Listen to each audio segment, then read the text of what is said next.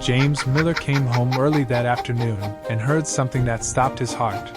A sound coming from upstairs. A sound he hadn't heard in 11 long and lonely months.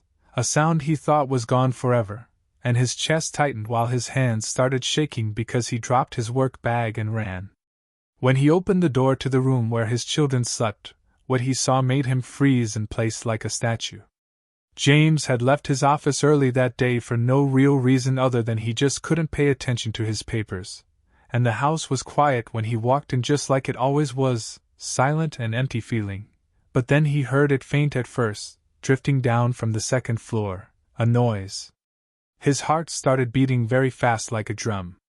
He couldn't understand what it was at first, but something about the noise made him feel nervous and excited at the same time. Because it was a sound he knew, but it was also a sound that was impossible.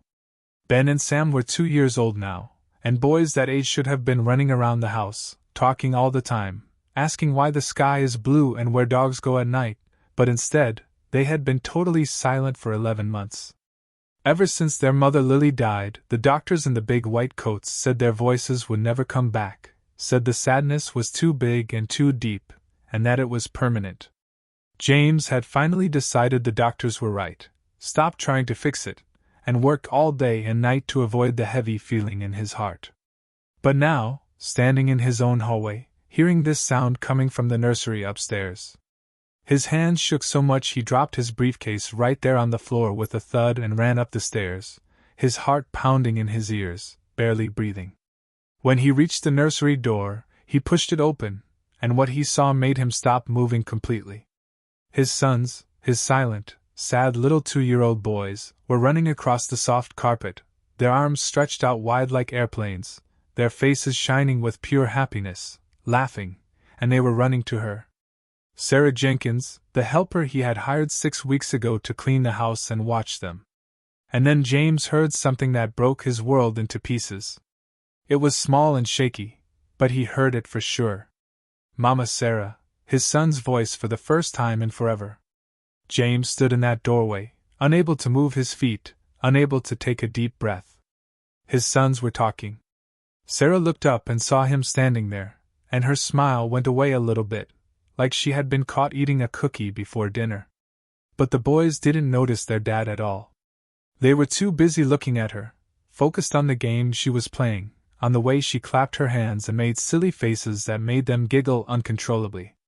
Sam tripped over his own feet and fell onto his bottom, and instead of crying like he usually did, he laughed even harder. Ben reached for Sarah's hands, pulling himself up, making babbling sounds that almost sounded like real words. James felt his throat getting hot and tight. This was what 2-year-olds were supposed to sound like. This energy, this happiness, this life. He hadn't seen it in so long he had forgotten it was real. The last time his boys made noise was the morning Lily fell down in the kitchen. She had been making breakfast pancakes, the boys' favorite food, when she grabbed the counter, said James's name once, and fell down just like that.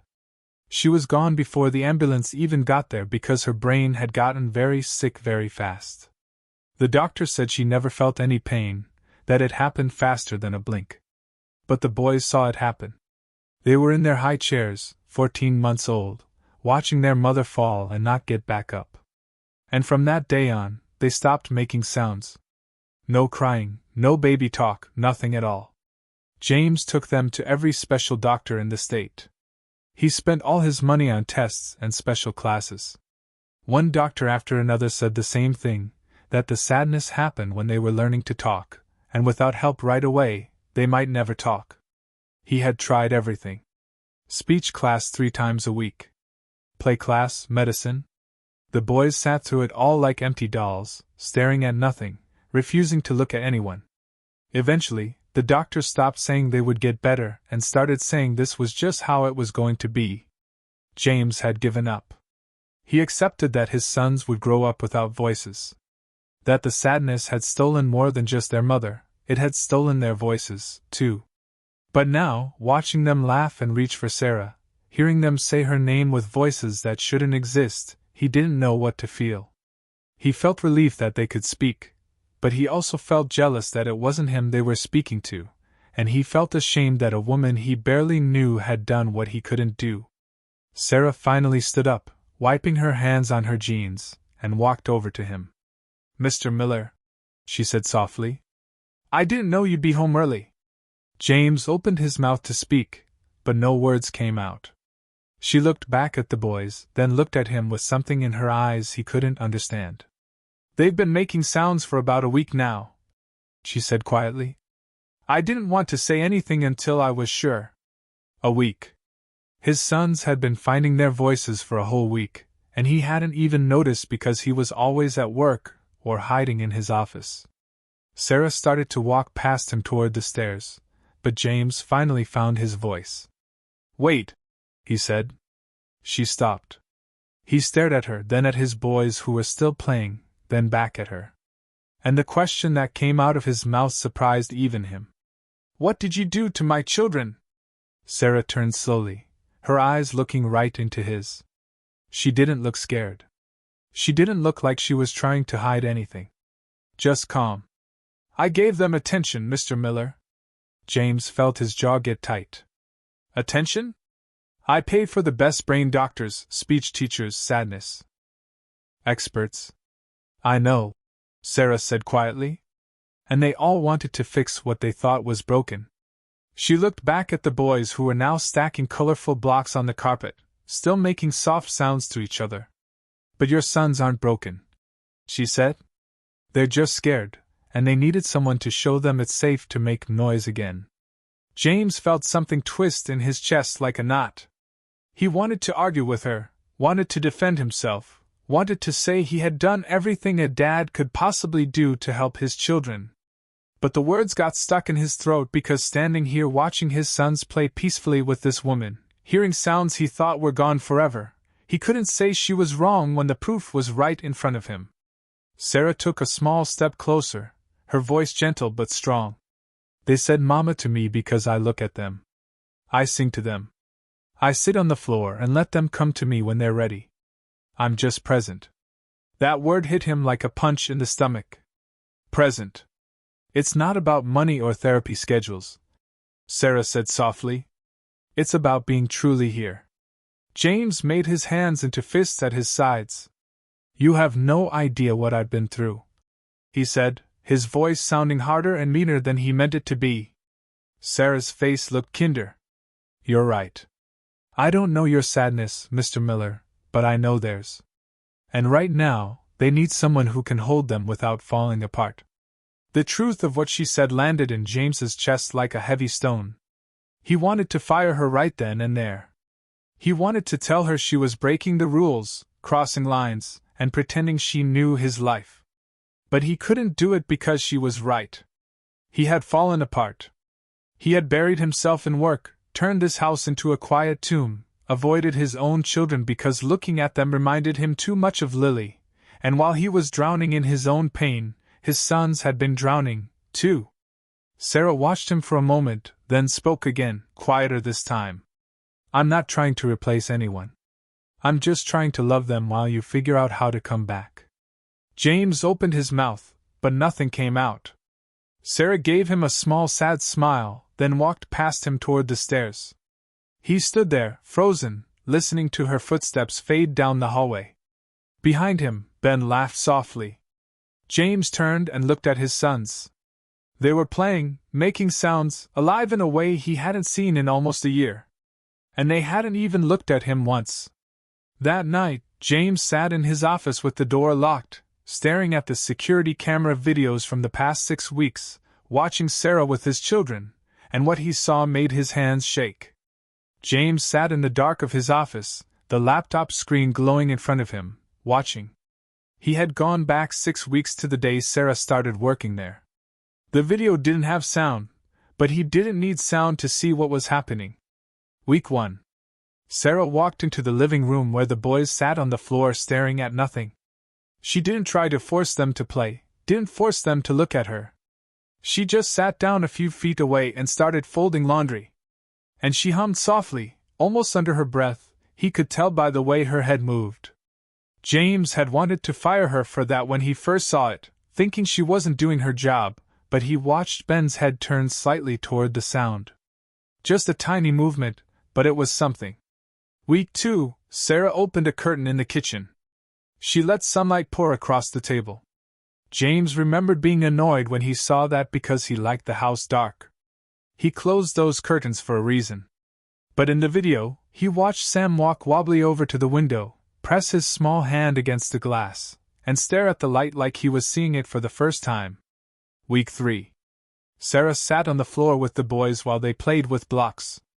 She talked to them, describing everything she did. He imagined she was saying, "Miss Sarah is going to put this blue block here.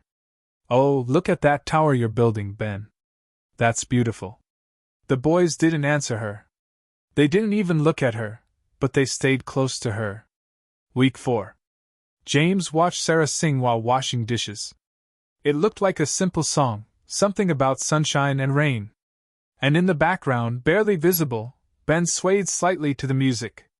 James felt his throat get tight. Week 5. Sarah was reading a picture book out loud, showing the boys the pages, even though they seemed like they didn't care. But then Sam reached out and touched the page just once, then pulled his hand back quickly. Sarah smiled like he had given her the biggest gift in the world. Week 6. The boys started following her around the house, not talking, not playing really, just staying close, like they felt safer when she was near. James closed the laptop and sat in the darkness, his chest hurting. She hadn't done anything magic. No special doctor tricks, no expensive classes. She had just been there, patient, present, steady, everything he hadn't been. The next morning, James woke up early and went downstairs before she arrived. But when he walked into the kitchen, Sarah was already there. She was cooking breakfast and the boys were in their high chairs making soft, babbling sounds. Not real words yet, just sounds, small experiments with their voices. Sarah was talking to them like it was the most natural thing in the world. "Miss Sarah is cutting strawberries. See, red and sweet. Your mama used to love strawberries." James stopped in the doorway. She talked about Lily to his children. Like it wasn't a rule not to. Like Lily's memory was something safe to touch. "What are you doing?" His voice came out rougher than he intended. Sarah turned around, calm as ever. "Making breakfast." "You talked to them about their mother?" "Yes." "I didn't give you permission to do that." Sarah set down the knife and looked at him directly. "Mr. Miller, with all respect, they need to know she existed, that she loved them, that it's okay to remember her." James clenched his hands. "You don't get to decide that." "Then who does?" Sarah's voice was still gentle, but there was a strength underneath it. "Because right now, this house acts like she never lived here. And those boys can feel it. You don't know what you're talking about." "I know what sadness looks like when it's eating someone alive," Sarah said quietly. "And I know what it looks like when children are drowning because the grown-ups around them are too broken to help them." James felt like he had been slapped in the face. "You need to stay in your place," he said, his voice shaking. "You're the housekeeper." "That's it." Sarah looked right into his eyes. "Is that what you tell yourself? So you don't have to face the truth." "What truth?" "That your sons are healing and you're not?" The words hung in the air like smoke. James's vision got blurry. He wanted to scream at her. Fire her. Throw her out of his house, but his voice came out as barely a whisper. "Get out." Sarah didn't move. "Mr. Miller." "I said get out." She looked at the boys, then back at him, and something in her face broke his heart. "If that's what you want." She walked past him without another word. And as James stood there, breathing hard, fists clenched, the boys went completely silent. Sarah didn't fight him. She packed her things quietly while the boys were in the living room. And by the time James came back downstairs an hour later, she was gone. Just like that. The house felt different immediately, heavier, like all the air had been sucked out. James stood in the kitchen, staring at the strawberries she had been cutting, still sitting on the counter. He didn't know what to do with them. That evening, he tried to feed the boys dinner. They sat in their high chairs, staring at their plates, Not eating, not making sounds, not moving. Come on, guys, James said, his voice too loud in the quiet room. You love mac and cheese. Nothing. He tried again the next morning, made their favorite breakfast, put on a cartoon show, sat on the floor next to them like Sarah had done, but they just stared past him like he wasn't even there. By the third day, James was falling apart. The boys wouldn't eat unless he forced them. They wouldn't sleep through the night. They just cried silently, tears streaming down their faces without a sound. It was worse than before. Because now he knew what they had lost. He had given them hope, let them feel what it was like to be safe again. And then he had ripped it away. On the fourth night, James sat on the floor outside their bedroom, listening to them cry. He had tried everything, rocking them, reading to them, playing Lily's favorite songs. Nothing worked. They didn't want him. They wanted her. James pulled out his phone and stared at Sarah's number. His thumb hovered over the call button. But what would he even say? I'm sorry I fired you for caring about my children? I'm sorry I couldn't handle the truth? He put the phone down and pressed his palms against his eyes. Lily's voice echoed in his memory, something she had said once years ago when he was stressed about work. You can't control everything, James. Sometimes you just have to trust that things will work out. But he hadn't trusted anything since the day she died. And now his children were paying the price. The next morning, James found something on the kitchen counter. A small notebook, with a blue fabric cover and Lily's name stitched on it. He picked it up with shaking hands. It was Lily's handwriting inside. Page after page of notes about the boys. When Ben is sad, rub his back in circles. Sam loves being held while you hum. Their favorite song is the one I made up about stars and dreams. At the bottom of the first page, in different handwriting, Sarah's handwriting, was a note. I found this in their closet. Thought you should have it. She knew exactly what they needed. James's eyes filled with tears. Sarah had found this, had read it, had used it to help his sons, and he had thrown her out for it. He flipped through the pages, his heart breaking with every word Lily had written. And then he reached the last page, a letter addressed to him. James, if you're reading this, I'm gone. His hand started shaking so hard he almost dropped it. James sat on the kitchen floor, Lily's notebook open in his lap, and read. James, if you're reading this, I'm gone. I know you, honey. You'll work harder, control more. Try to manage everything so nothing else breaks. But please don't let silence take over our home. His throat closed up. Sing to our boys. Hold them. Let them see you cry. Let them know that sadness and love can exist in the same space. Don't be so afraid of the pain that you forget to feel the love. James's chest felt like it was cracking open. I'll always be in the songs, in the laughter, in the love you give them. Come back to them, James. Come back to yourself. Be brave enough to let people in. I love you forever, Lily. The sob came from somewhere so deep inside him, he didn't know it existed. He bent over, Lily's words blurring in front of him, and he cried. He really cried. For the first time since her funeral, for Lily, for his boys. For the year he had wasted trying to control what only needed to be felt. He had been so scared of breaking that he had locked everything down, the house, his heart, his children, and in doing that, he had lost them. Anyway, upstairs, he heard one of the boys crying. James wiped his face and stood on shaking legs. He walked to the nursery and found Ben sitting up in his crib, tears streaming down his face, silent.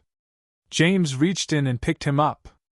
Ben went stiff at first, unsure, but James held him close, rocked him gently, and did something he hadn't done in 11 months. He sang Lily's made-up lullaby. The one she used to sing every night. Twinkle stars above. Mama's little love. Dreams are floating high underneath the sky. His voice cracked. The words came out rough and broken. But he kept singing. And slowly, so slowly, Ben's body relaxed against his chest. James felt his son's small hand grab his shirt. He felt the weight of him settle in. And for the first time in almost a year, Ben let his father hold him. Sam woke up too, reaching through the crib bars. James sat on the floor between both cribs, one son in his arms, singing softly, tears still running down his face. This was what Lily had been trying to tell him. It wasn't about being strong. It wasn't about having all the answers. It was about showing up, being present, letting them see that he was sad too, and that it was okay. When the boys finally fell back asleep, James carried them to their cribs and covered them gently. Then he walked downstairs, picked up his phone, and stared at Sarah's number. It was 5:30 in the morning. He didn't care. He grabbed his keys, walked out to his car, and drove. 20 minutes later, he pulled up outside a small apartment building on the edge of town. He sat there for a moment, the car engine running, trying to figure out what to say. Then he saw her. Sarah was sitting on the front steps with a cup of coffee, watching the sunrise like she had been waiting for something. James turned off the car, got out, and walked toward her. She looked up as he walked closer, her face hard to read. He stopped a few feet away, hands shaking, voice breaking. "I was so scared of losing them," he said, "that I forgot I'd already lost them." Sarah didn't say anything, just watched him. "You didn't take anything from me, Sarah," James continued, his voice cracking. "You gave me back my sons." He took a deep breath. "Please come home." Sarah set down her coffee and stood up slowly. She looked at him for a long moment, and what she said next would change everything. Sarah looked at him with eyes that had seen too much sadness to play games. "I'll come back, Mr. Miller," she said quietly. "But only if you come back, too." James's breath caught in his throat. "What do you mean?" "I mean I can't do this alone," Sarah said, her voice steady but strong. "Those boys don't just need me. They need their father." She took a step closer. "Not the version of you who hides in his office and watches them through cameras. The real you. The one who sits on the floor. The one who isn't afraid to feel feelings." James nodded, his throat tight. "I know. I'm trying. I believe you," Sarah interrupted gently. "But you have to understand something. This isn't about hiring me back. It's about you deciding to show up for them every single day, even when it hurts." "I will," James said.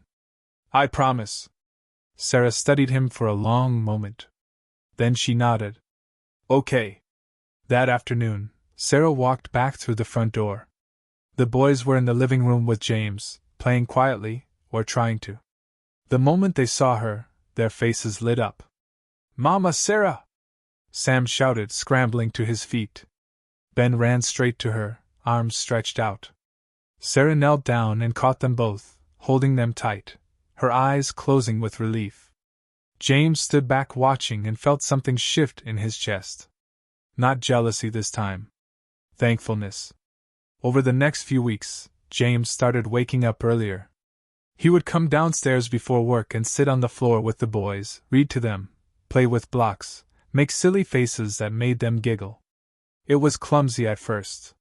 He didn't really know how to do it. But Sarah was patient. She showed him. "Let them come to you. Don't force it. Just be there." And slowly, so slowly, the boys started letting him in. Ben touched his face one morning during breakfast. Sam climbed into his lap during story time. Small moments, but they mattered. One evening, James came home and found Sarah in the backyard with the boys. The grass had been cut by gardeners, but no one had actually played in the yard since Lily died. Sarah had taken off the boys' shoes. "Let's feel the earth," she said softly. Ben touched the grass and giggled. Sam found a red ladybug and pointed, his eyes wide with wonder. James watched from the window, his phone recording everything, tears streaming down his face. That night, he found a note on the fridge in Sarah's handwriting. "Today, they touched the world." James sat at the kitchen table and cried.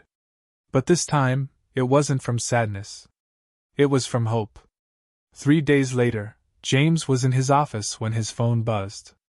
A text from Sarah. "Can you come to the nursery? There's something you need to see." His heart started pounding. He took the stairs 2 at a time. When he reached the doorway, Sarah was sitting on the floor with the boys, holding something in her hands. A small phone. A pink case. Lily's phone. James froze. "Where did you find that?" Sarah looked up at him, her face gentle but serious. "In your bedroom closet, behind some boxes." She held it up. "There are voice recordings on here, Mr. Miller. Dozens of them. Messages Lily left for the boys." James's knees almost gave out. "I think they need to hear their mother's voice." James couldn't speak. He just stared at that phone in Sarah's hands like it was something magical. "How?" His voice broke. "How is it still charged?" Sarah shook her head. "I don't know, but it is." She held it out to him. James's hands shook as he took it. The screen lit up when he pressed the button. No password. Lily always said life was too short for locked phones. He opened the voice app. 47 recordings. Titles like, "For My Boys' Bedtime Song, When They're Scared, First Day of School." James's vision got blurry. "I didn't listen to them," Sarah said softly. "That felt private. But I think the boys should hear her voice." James looked at his sons sitting on the carpet watching him with wide eyes. They didn't understand. They were too young. But something in him knew Sarah was right. He sat down on the floor. The boys sat between him and Sarah. His finger hovered over the first recording. Then he pressed play. Lily's voice filled the quiet room. Warm, alive. Her. "Ben and Sam. This is Mommy. I'm recording this while you're still growing inside me. And I already love you more than anything in the world." James's chest felt like it was caving in. He hadn't heard her voice in 11 months. Hadn't let himself listen to old voicemails, watch old videos. It hurt too much. But now, hearing her speak to their sons, it was like she was in the room with them. The boys went completely still. Ben's head tilted like he was trying to remember something he had forgotten. Sam's little face scrunched up, confused. James played another one. "Twinkle stars above. Mama's little love. Dreams are floating high underneath the sky." Lily's lullaby. The one she had made up, the one James had sung just days ago, but hearing it in her voice, perfect, tender, hers, broke something open inside him. Sam started to hum loudly and off-key, but it was the melody. Ben watched his brother, then tried to hum, too. Sarah's hand covered her mouth, tears streaming down her face. James played recording after recording. Lily reading stories, making silly voices, leaving messages for when the boys got older. "When you're scared, remember Mommy's always with you. In the wind, in the stars, in every good thing that happens." By the time James stopped, the boys were leaning against him. Not just near him, against him, trusting him to hold them. That night, after the boys fell asleep, James sat in the kitchen with Sarah. She made tea and set a cup in front of him. "Thank you," he said quietly, "for finding that." Sarah nodded. "She left them pieces of herself. I just thought they deserved to have them." James looked down at the phone in his hands. "I was so afraid," he whispered. "Afraid that if I let myself remember her, I'd fall apart. That if I let the boys remember her, it would hurt them more." Sarah reached across the table and touched his hand. "Memory doesn't hurt them, Mr. Miller. Pretending she never existed does." James closed his eyes. "I don't know how to do this," he said, his voice breaking. "How to be their father without her." "You don't have to know," Sarah said gently. "You just have to try." She pulled her hand back and stood up. "I should go. It's late." But before she reached the door, James spoke again. "Sarah, why do you care so much?" She stopped, turned back slowly, and the look on her face made James's heart stop. "Because I know what it's like to lose everything," she said, her voice shaking. "And I know what it's like when no one shows up to help you survive it." James stood up. "What do you mean?" Sarah's eyes filled with tears. "I had a daughter once." The words hung in the air like a prayer. "Her name was Ellie." James's breath caught. You had a daughter?" Sarah nodded, tears spilling down her cheeks. She was 18 months old, drowned in a neighbor's pool while I was inside making lunch. She wiped her face with shaking hands. I turned my back for 2 minutes. That's all it took. James felt like the floor had dropped out from under him. Sarah. After she died, Sarah continued, voice barely above a whisper. I couldn't speak for weeks, couldn't eat, couldn't function. Everyone around me wanted me to move forward, to feel better faster. She looked at him with eyes that held too much pain. Only my grandmother just sat with me, held my hand, didn't try to fix me, just waited for me to come back. James understood now. Everything. Your boys aren't broken, Mr. Miller, Sarah said, her voice steady despite the tears. They're doing exactly what they need to do to survive. And they'll come back when someone makes them feel safe enough. She took a breath. I'm not trying to replace their mother. I'm just trying to love them the way I wish someone had been able to love my Ellie longer. James crossed the kitchen and pulled her into a hug. She went stiff for a moment, then broke, sobbing into his shoulder like she had been holding it in for years. And maybe she had. I'm so sorry, James whispered. Sarah cried harder. When she finally pulled back, her face was red, her eyes swollen. But something had changed between them. Understanding. Two people who had lost everything, trying to build something from the pieces. Over the next few months, the house changed completely. James started coming home earlier, playing with the boys before dinner, reading bedtime stories. Sarah opened more curtains, put music on in the kitchen, brought flowers inside. The boys started talking more. Not much, but enough. Dada, truck, hungry, small words. But to James, they were everything. One Saturday morning, James came downstairs and found Sarah at the kitchen table staring at a letter. Her hands were shaking. What's wrong? He asked. She looked up, tears in her eyes. It's a job offer, she said quietly. Director of helping sad children at the big city center. James's stomach dropped. Triple my pay, full benefits, famous job. She set the letter down. It's everything I've worked toward. James sat across from her, his heart pounding. He wanted to beg her to stay. He wanted to tell her the boys needed her, that he needed her. But he couldn't trap her here. Not after everything she had given them. You should take it, he said, even though the words felt like broken glass in his mouth. Sarah looked at him, surprised. Really? James nodded, even though his chest was hurting. You deserve it, Sarah. You've saved us, but you can't give up your future to stay here. Sarah stared at the letter, then at him. Can I think about it? Of course. That night, James couldn't sleep. He sat in his office staring at nothing, imagining what life would be like without Sarah. The boys would survive. They were talking now, healing. But the thought of her leaving felt like losing someone all over again. He was about to turn off the light when he heard a sound downstairs. Footsteps. He walked down and found Sarah in the kitchen making tea at 2 o'clock in the morning. Couldn't sleep either? She asked. James shook his head. They sat in silence for a moment. Then James reached into his desk drawer and pulled out an envelope. Before you decide, he said quietly, I want you to see something. He handed it to her. Sarah opened it slowly. Inside was a contract and something else, something that made her hands start shaking. Sarah stared at the contract in her hands. Family Care Director, Miller Household. The pay matched the big city center offer, full benefits, retirement plan, school money. But it was the drawing clipped to it that made her start crying. 4 stick figures holding hands labeled in crayon. Dada. Mama Sarah. Sam. Ben. A rainbow above them, a heart below. James's voice was quiet. This isn't a job offer, Sarah. It's family. You already are. This just makes it official. Sarah looked up at him, tears streaming down her face. Mr. Miller.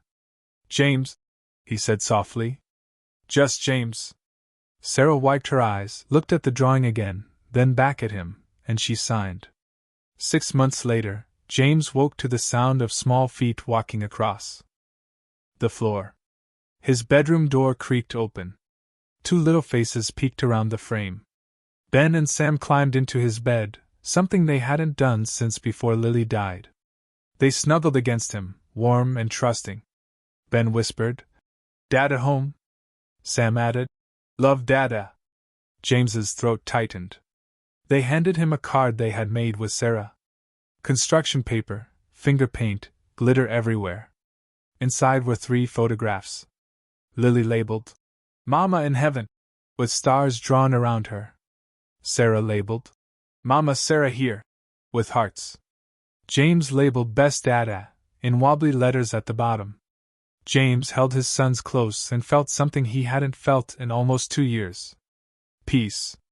Downstairs, Sarah was making pancakes, singing Lily's lullaby softly. The boys ran down ahead of James, shouting, "Mama Sarah! Mama Sarah!" Flour was everywhere. Orange juice spilled. Chaos and laughter filled the kitchen. James joined them, tried to flip a pancake, and burned it completely. The boys giggled. Sarah smiled at him. That quiet smile that meant, "We made it." Sam tugged on James's sleeve, his little face serious. "Dada, Mama Sarah stay forever?" James looked at Sarah, who was wiping Ben's face with the towel. She met his eyes. "Forever sounds good to me," she said. Ben clapped. "Forever! Forever!" Sam repeated it, laughing. And in that moment, James understood something Lily had tried to tell him all along. Love doesn't replace, it gets bigger. Lily would always be their mother, the one who gave them life, who sang to them first, who loved them before they even existed. Sarah was something equally special. The one who taught them it was safe to live again. Both could exist. Both were necessary. Both were loved. The sound of his sons' voices, once impossible, had become normal. Ben talking about trucks. Sam singing off-key. Arguments over who got the red block. And that ordinary miracle was everything. James looked at Lily's photo on the counter and whispered, "Thank you for loving him. For leaving him clues to find his way back, for somehow, in ways he'd never understand, sending Sarah when they needed her most." Sarah squeezed his hand. No words needed. Outside the sun poured through open curtains. Music played softly in the background. And the house that sadness had turned into a tomb was finally beautifully alive. Because love isn't about being perfect or controlling everything or having all the answers.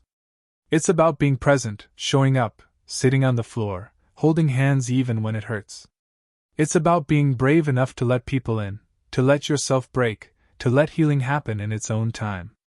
And sometimes, just sometimes, God uses the most unexpected people to bring miracles into our lives. Not to replace what was lost, but to remind us that love never really ends. It just finds new ways to grow.